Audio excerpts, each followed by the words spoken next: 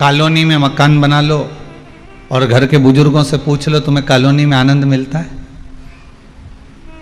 घर के बूढ़े व्यक्ति से पूछना कि एकांत में कॉलोनी, बिल्कुल इंदौर के एकदम आखिरी में, भोपाल के एकदम आखिरी में, सीहोर के एकदम आखिरी में, और वहाँ कॉलोनी में तुम्हारा मकान बन गया, तुम्हारा भवन बन गया और बंगला बनाया तुमने, जोरदार बनाया ने, क्या जोरदार रूम है, कमरा ममरा सब बनाया, 4 6 8 कमरा ने, हॉल ने, रसोई घर ने, छज्जा ने, सब जोरदार, गार्डन वार्डन। अब जमीन ज़्यादा थी तो अच्छा बना लिया, प्लाट बड़ा था तो बढ़ा लिया।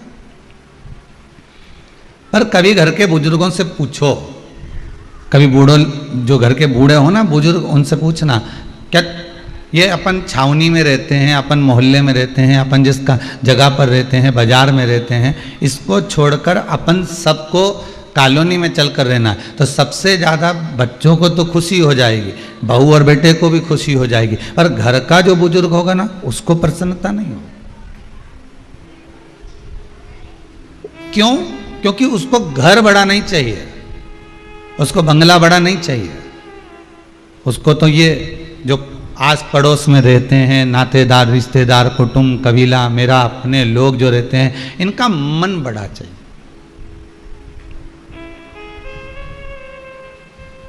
इनको बड़े बंगले से कोई मतलब नहीं है, इनको बड़े भवन से या बड़े बंगले से इनको कोई मतलब नहीं है, इनको कोई महत्व नहीं। इनको अगर महत्व है तो केवल जो घर के आसपास में जो लोग रह रहे हैं, घर के नज़दीक में जो निवास कर रहे हैं, बस उनसे मतलब। इनकी प्रथमता, इनका आनंद बस वही कि 4 लोग आ जाएं, बातचीत हो जाए और मैं आराम से सबसे मिल लूँ, हॉस्पिटल भी पास में हो और मालूम पड़े कहीं कोई दवाई केंद्र हो, कोई भोजन केंद्र हो तो सब नज़दीक में होगा तो मैं दौड़ दौड़ के चली जाऊंगी, अकेली भी रह लूंगी, फिर कोई दिक्कत नहीं। कोई भगवान से पूछे एक बार जाकर, आप सबसे भी निवेदन है कभी एक बार भगवान से जाकर बात करना हो कि भगवान से पूछना, भगवान आपको मंदिर ज्यादा पसंद है कि मनुष्य का मन ज्यादा पसंद है? भगवान क्या जवाब देंगे? बोलो, जम के बोलो जरा, जितने आस्था पर कथा सुन रहे हो, भगवान क्या जवाब देंगे? भगवान से पूछा जाए कि तुम्हें मंदिर ज्यादा प्रिय है कि मनुष्य का मन, हृदय ज्यादा प्रिय है? पसंद क्या है तुम्हें रहने के लिए? तो भगवान कहेंगे, अगर मुझसे पूछते हो तो मुझे तो मनुष्य का मन पसंद आता है कि जिसके भीतर मैं बैठ जाऊं। तो भगवान से पूछा कि तुम्हें मनुष्य का मन क्यों पसंद आता है? तो भोलेनाथ जी बोले, मंदिर में मनुष्य की चलती है और मन में मेरी चलती है, मन में मेरी चलती है। मंदिर में आप जैसा कहोगे ना, जरा ये दीवार पे एक फोटो टांग देना, जरा इधर से पोछा लगाते हुआ ना, इधर पानी रख देना, इधर से बाल्टी रख देना, पंडित जी सुन रहे हो जी, यहां से उठाकर उधर रख देना, और वो काम वाला आए तो उसको कहना कि इधर से झाड़ू लगाते उधर चले जाए। वहां मनुष्य की चल रही है, वहां ट्रस्टियों की चल रही है, वहां दूसरे की चल रही है।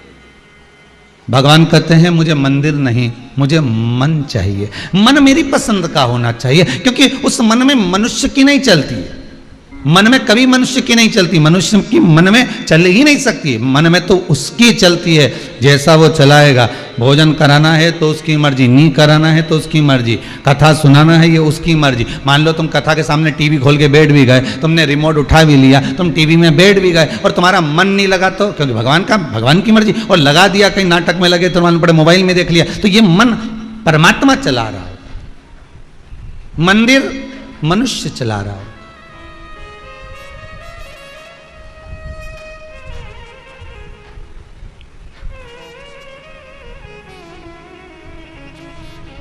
बस भगवान से यही कहना हमें कि प्रभु, अगर आपको मंदिर प्रिय नहीं तो हमारा मन प्रिय हो, आप मेरे हृदय में सदा सदा विराजमान रहो, और जैसा आपको लगे। हम तो बार बार कथा में कहते हैं कि आपकी प्रियता मत बताइए। आप रोज प्रातः में उठकर भगवान भोलेनाथ को, आज रोज प्रातः में उठकर भगवान राम को, कृष्ण को, शंकर को, भवानी को, जगदम्बा को, दुर्गा को, आप सवेरे से उठकर भगवान से ये प्रार्थना करा करो कि मुझे प्रिय है वो मत देना, आपको प्रिय हो वो करना।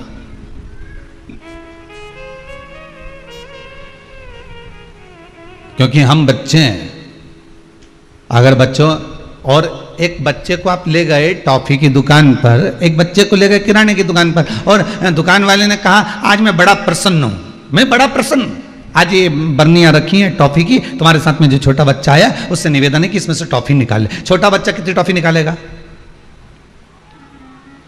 छोटा बच्चा कितनी टॉफी निकालेगा? जितने उसके छोटे छोटे से हाथ में जितनी आएगी उतनी उठा लेगा। और अगर बड़ा कहीं का व्यक्ति होता तो वो इतनी सी टॉफी उठाता? कोई कह दे कि किराना की दुकान में से, ये दुकान में से आप सामान उठा लीजिए, तो वो सबसे पहले तो टॉफी तो उठाता ही नहीं। अगर उठाता तो उसमें से काजू, बादाम, अखरोट, इलायची ने, लौंग ने, सारा केसर ने, इत्र ने, सब काम की सामान उठा के अपना अपना जेब में रख लेता। एक बार एक राजा ने अपने नगर में सूचना कर दी कि जिसको मैं कल दरवाजा बड़ा खोलूंगा, मेन दरवाजा खोल दिया जाएगा, जो जिस चीज को छुएगा उसको वो चीज दे दी जाएगी।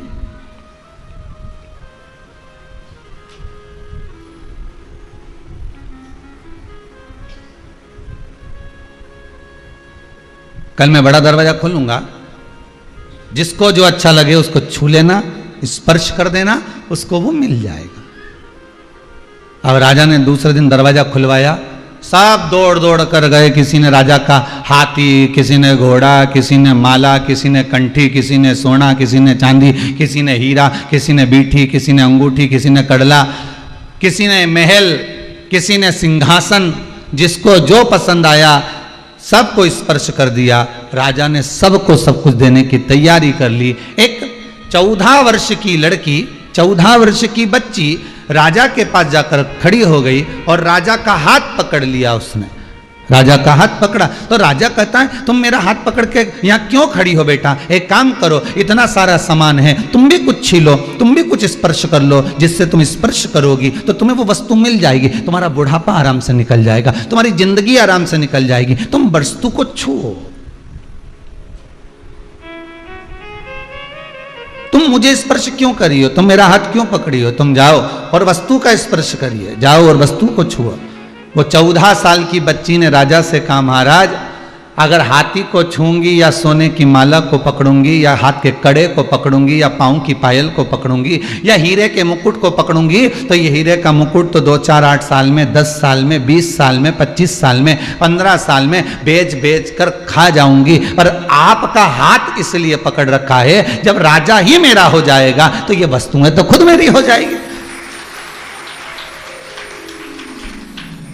संसार का हर व्यक्ति वस्तु पकड़ने का प्रयास कर रहा है, संसार का हर व्यक्ति वस्तु छूने का प्रयास कर रहा है। हे भगवान, मुझे इतना बड़ा प्लाट है उसमें मकान बना दो, हे भगवान मुझे कहीं से मकान दिला दो, हे भगवान बहू को छोरा हो जाए, हे भगवान ऐसा हो जाए, हे भगवान वैसा। भगवान से हम जो मांग रहे हैं केवल हम वस्तुओं को छू रहे हैं, पर हमने भगवान से ये नहीं कहा। भगवान बोले बाबा बहुत दिन हो गए, तुम मेरा घर का रास्ता भूल गए हो, चलो आज कुबेर भंडारी, एक कुबेरेश्वर महादेव, बहुत दिनों से तुम यहाँ रह रहे हो, एक काम करो ना, अब हमारे घर चलिए, हमारे पास चलिए, चलो अपन अपने घर चलते हैं, थोड़ा दिन अब हमारे यहाँ पर निवास करना, चलो हमारे साथ। कभी हमने शंकर से कहा, कभी हमने राम से कहा कि बहुत दिन से अयोध्या में रह लिए। ओरछा की रानी, ओरछा में निवास करने वाली वो रानी भगवान राम के मंदिर पर अयोध्या में जाती है और अयोध्या में जाकर कहती है मुझे राम को लेकर जाना। अब राम को लेकर जाना है तो राम कहां मिलेंगे? कुछ नहीं खाया अयोध्या की उस ओरछा की रानी ने, भोजन तक नहीं किया, पानी नहीं पिया, अयोध्या के सरयू के घाट पर बैठी रही, भगवान से विनय करती रही कि मैं तुम्हें लेने के लिए आई हूं ओरछा में। भगवान प्रकट हो गए, क्या चाहती हो रानी? रानी कहती है तुम्हें अयोध्या से छोड़कर ओरछा चलना है। ओरछा हम क्यों जाएं? हम यहाँ के राजा हैं। रानी कहती चिंता मत करो, वहां के भी राजा बना देंगे आपको, आप तो चलो। हम चलेंगे तो सही, पर हमारी मूर्ति को तुमने कहीं रख दिया तो वो उठेगी नहीं, ठीक है। रानी गोदी में लेकर भगवान राजा राम को लेकर चली, ओरछा में पहुंची। नगर में खूब आतिशबाजी हुई, खूब नगर मैं डोंडी बंदी, खूब खूब उत्साह हुआ कि आज रानी भगवान राम को लेकर आ गई, आज अवध का राजा, आज ओरछा का राजा बन रहा है।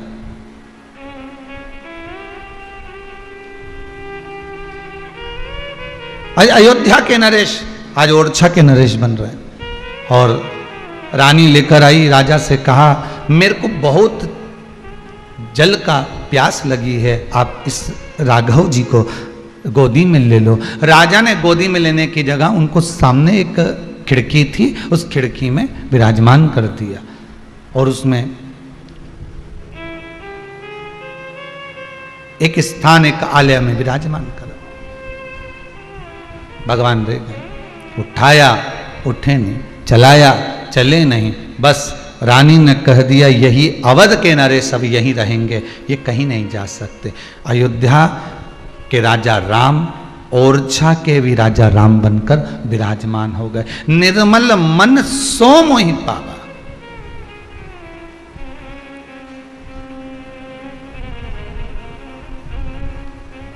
शिव अकेले नहीं आते हैं, आपके मन में अगर भगवान बैठा है तो अकेला नहीं बैठा है। आप कभी भगवान से जाकर निवेदन तो करो एक आध बार, आप कभी भगवान से जाकर प्रार्थना तो करो कि बहुत दिन हो गए उज्जैनी रहते रहते, बहुत दिन हो गए काशी रहते रहते, बहुत दिन।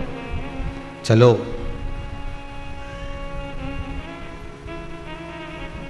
उज्जैनी छोड़ो भोलाना,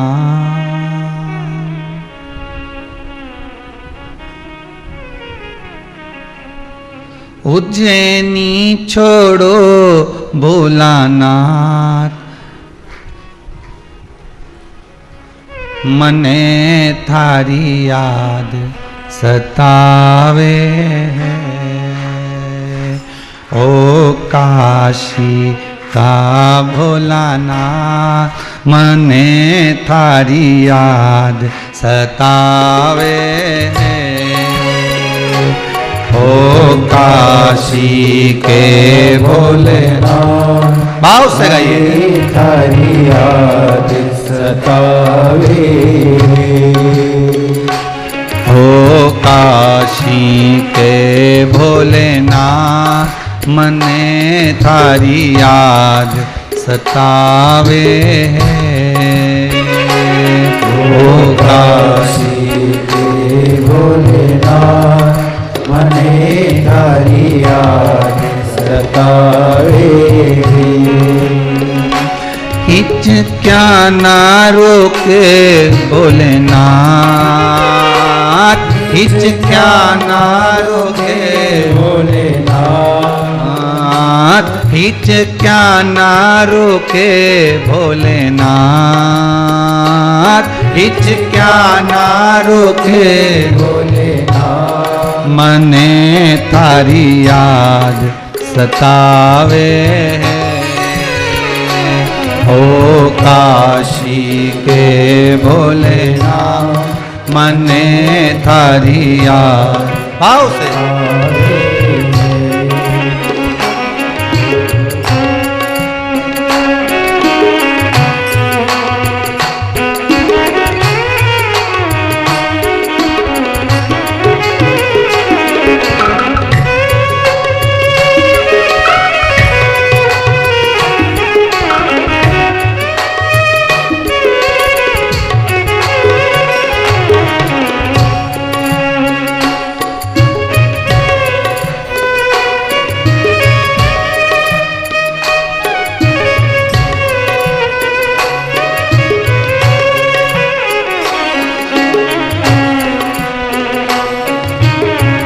भाव से।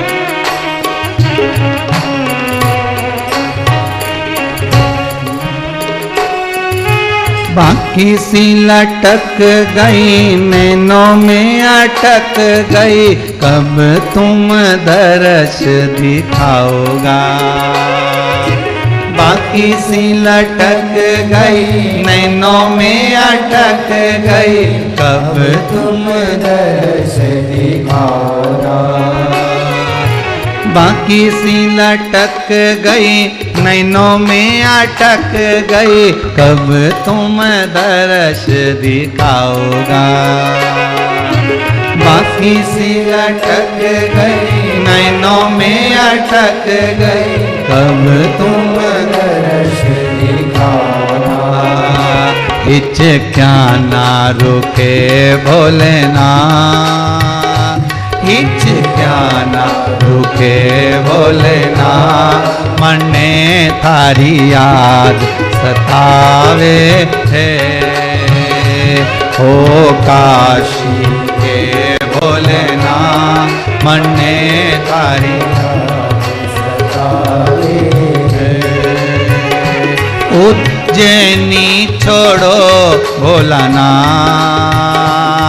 उज्जैनी छोड़ो भोलानाथ, तुम काशी छोड़ो भोलानाथ, तुम काशी छोड़ो भोलानाथ, मने थारी याद सतावे है। ओ काशी के भोलेनाथ, मने थारी याद सतावे।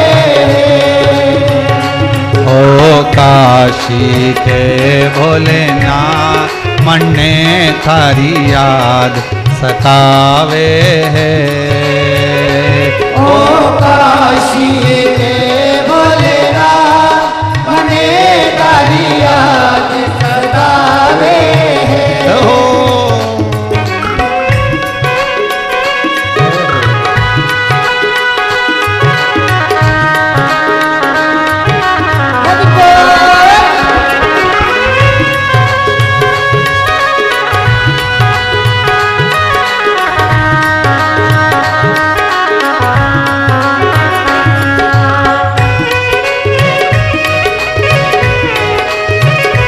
बोले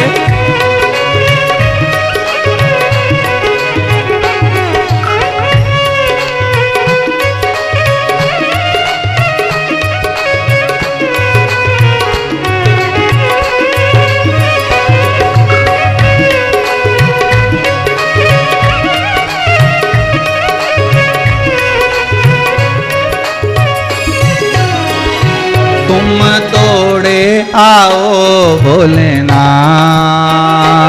तुम तोड़े आओ भोलेनाथ, तुम तोड़े आओ भोलेनाथ, तुम तोड़े आओ भोलेनाथ, मने थारी याद सतावे।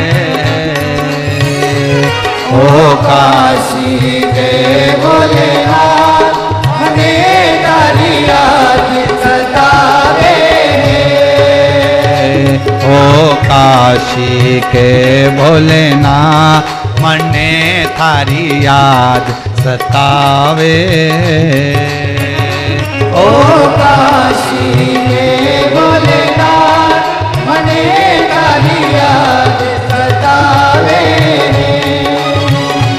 उज्जैनी छोड़ो भोलानाथ, उज्जैनी छोड़ो भोलानाथ, तुम काशी छोड़ो भोलानाथ, तुम काशी छोड़ो भोलानाथ, मने थारी याद सतावे। ओ काशी के भोलेनाथ, मने थारी याद सतावे। ओ काशी के भोलेनाथ, मने थारी याद सतावे। ओ काशी के भोलेनाथ, मने थारी याद सतावे।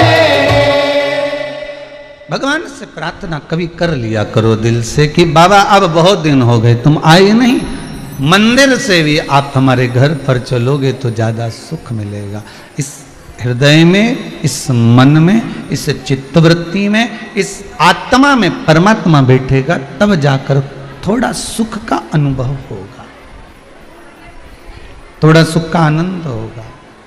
आत्मा परमात्मा इसलिए कही जाती है कि आत्मा के भीतर परमात्मा बैठ जाए, और जब परमात्मा हमारे भीतर बैठ जाएगा तो फिर कहीं जाने की जरूरत ही नहीं पड़ेगी। इस मन को ही मंदिर बना लो जिसमें भगवान जाकर विराजमान हो जाए।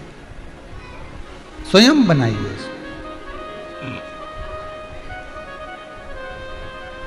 व्रत शिव महापुराण की कथा चल रही है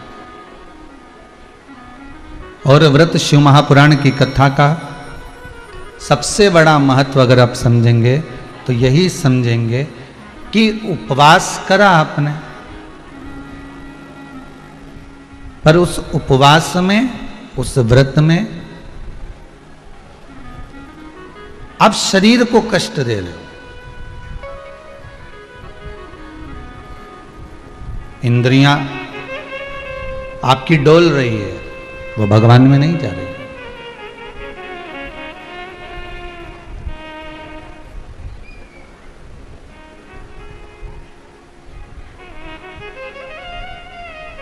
कल कोई माता जी कह रही थी कि गुरुदेव,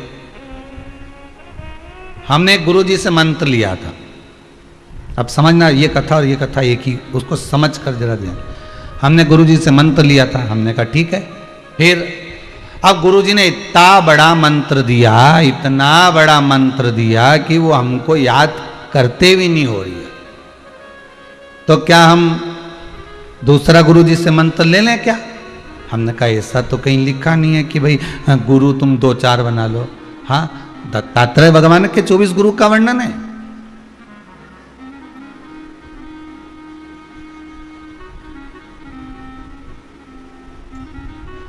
वो चलेगा, पर यहां दूसरा गुरु बनाओ ये हम नहीं कर सकते। नहीं, हमने तो एक महाराज जी से पूछा था, उन्होंने कह दिया था कि पीपल का पत्ता पे वो गुरु जी का नाम लिख लो, उसके पानी में छोड़ दो, गुरु मंत्र गया। हमने कहा ऐसा कैसे गया भाई? ऐसे तो तुम गुरु जी को उठा के पानी में छोड़ दो, गुरु जी गया।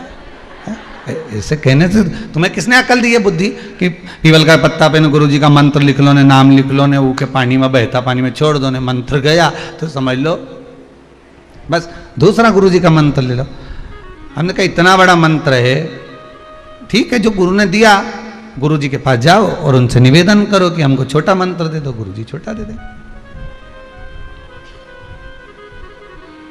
बहुत सहज भाषा में समझिएगा इस व्रत शिव महापुराण कथा को, कि व्रत बहुत बड़ा है, बहुत बड़ा व्रत है। तो उसको छोटा करने का भी तो तरीका शास्त्रों में कहा गया है। गुरुजी, हरतालिका तीज का व्रत इतना भारी होता है, करवा चौथ का व्रत इतना भारी होता है, तीज का व्रत इतना भारी होता है कि हम कुछ भी नहीं खाते, यहां तक कि मुख में जल भी आता है ना तो उसको भी हम निगल नहीं सकते।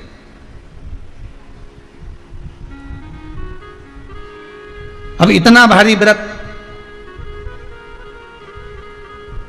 और शास्त्र कहता है कि हरतालिका तीज का उद्यापन तो पहले होता ही नहीं, एकादशी का तो हो जाता है। और यहां तो हरतालिका तीज का, अब एकादशी का तो आप 26 एकादशी जब आपकी पूरी हो जाए, 3 वर्ष बाद अधिक मास आ जाए, 26 पूरी एकादशी का व्रत करो, तुम 11 पे करो, तुम्हारी मर्जी पड़े, 26 एकादशी पर जब व्रत करोगे तो ये आपके ऊपर है, 26 पर करो। पर हरतालिका तीज का जो व्रत है, इसका उद्यापन तो ना तो पहले होए और इसका उद्यापन ना 13 वर्ष के पहले होए। इसका उद्यापन तो जब तक कन्या हो, चाहे स्त्री हो, चाहे नारी हो, चाहे पुरुष हो, हरतालिका तीज का अगर उसको उद्यापन करना है तो 13 वर्ष तक तो आपको व्रत करना ही पड़ेगा, उसके बाद ही इसका उद्यापन होगा।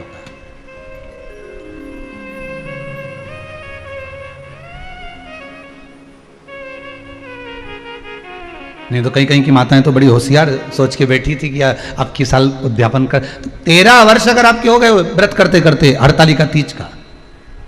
हरतालिका तीज जानते हो ना?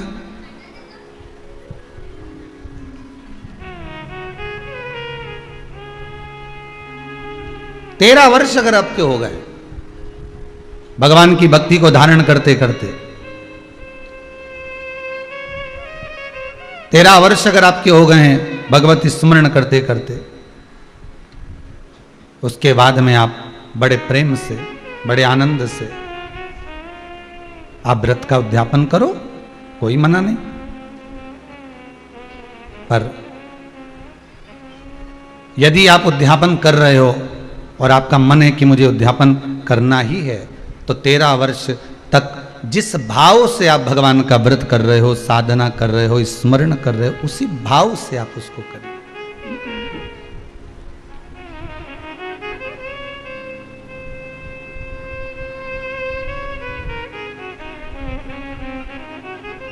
गणेश चतुर्थी के एक दिन पहले आ जाती है, सहज भाषा में समझ लो तीज को, हस्त नक्षत्र तृतीया।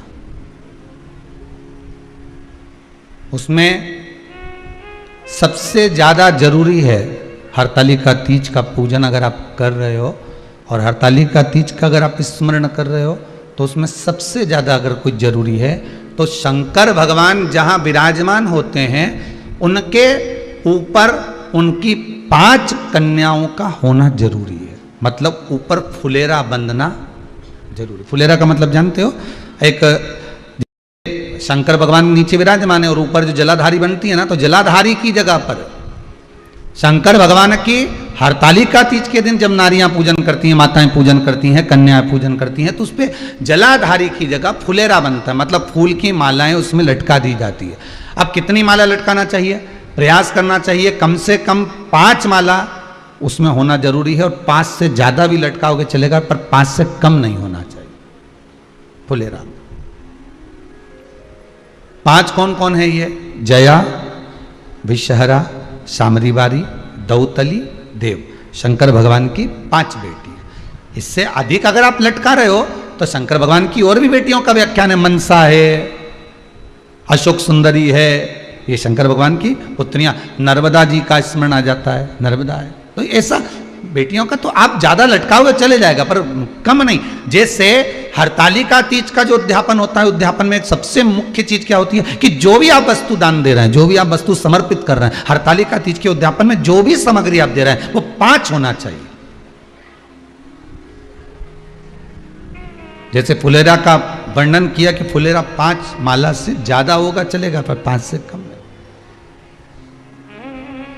अधिकता में।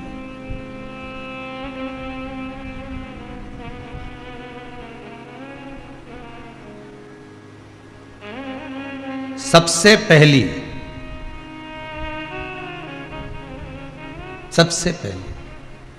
हरतालिका पूजन, भगवान शिव की आराधना किसने करी थी? माता पार्वती। और पार्वती जी ने किससे पूछी थी? पार्वती जी को किसने बताया था कि तुम ये पूजन करना, तुम ये स्मरण करना? हस्त नक्षत्र आए तब आप शंकर भगवान के शिवलिंग का निर्माण करना, पूजन करना, अर्चना करना, ये किसने बताया? किससे पूछा गया? कौन बताएगा? तो कहा जब माता पार्वती का उमा रूप में दर्शन हुआ, जब माता पार्वती उमा बनकर प्रकट हुई, तब भगवान महेश के पास में बैठकर पार्वती जी ने एक प्रश्न किया था।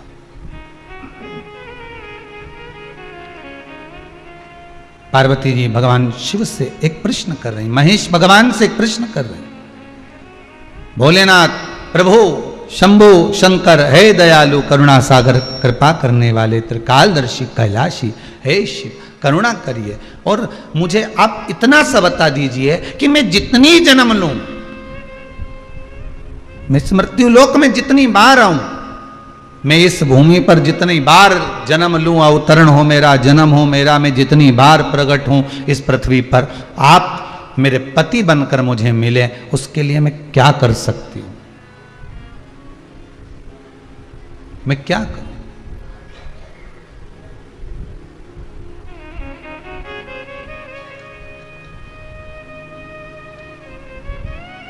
मैं कैसे आपको प्राप्त कर सकती हूं?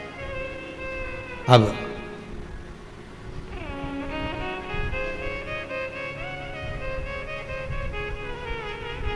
जैसे सबसे पहली करवा चौथ की पूजन किसने करी थी? बोलते जाओ जरा जल्दी जल्दी, कोई आपसे प्रश्न कर लेगा कि आप हर साल करवा चौथ का पूजन करती हो, चलनी में मुंडा भी देखो है, चलनी में मुख भी देखती हो, दिया भी लगाती हो, करवा भी भरते हो, पूजन भी करते हो। तो सबसे पहली करवा चौथ की पूजन करी किसने थी? तो शास्त्र कहता है सबसे पहली करवा चौथ की पूजन माता द्रौपदी ने करी थी। किसने करवाई थी? तो कहा भगवान कृष्ण ने करवाई थी। क्यों करवाई थी? तो कहा अर्जुन द्रौपदी को छोड़कर नीलगिरी पर्वत पर तप करने चले गए थे।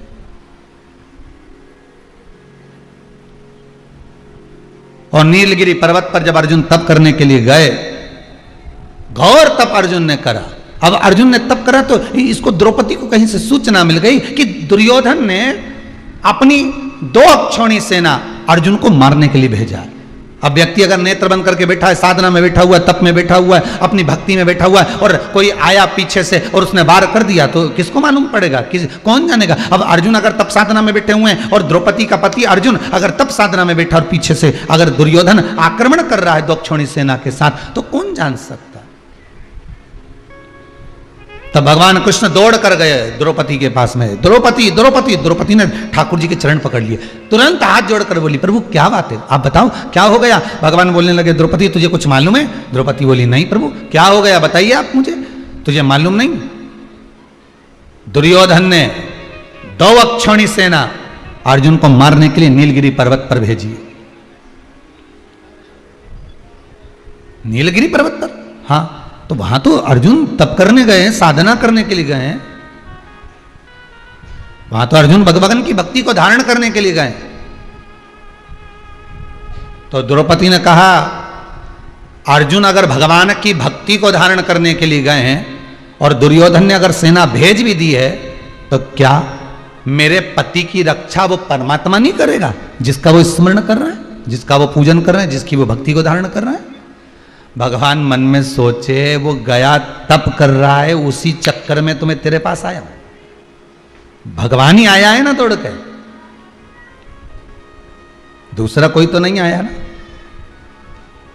मार्ग दिखाने वाला कौन होता है? परमात्मा। मार्ग बताने वाला कौन होता है? परमात्मा होता है। एक बार तुलसीदास जी एक पद लिख दिए, सिया राममय सब जग जानी करो प्रणाम जोर जुग पानी।